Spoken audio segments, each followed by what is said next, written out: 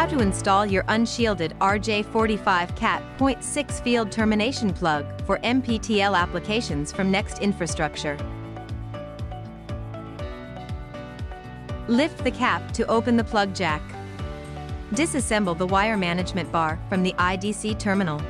Make a circular cut 1 to 1.5 inches from the tip of the cable and peel off the jacket. Separate the braided pairs.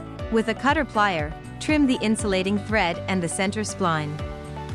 Slide wires into the management bar matching the color schemes for A and B sections.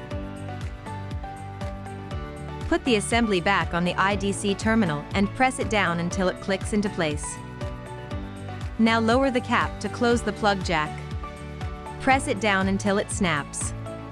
With this, you have learned how to install your Unshielded RJ45 CAT.6 field termination plug for Mptl applications from Nexxt Infrastructure.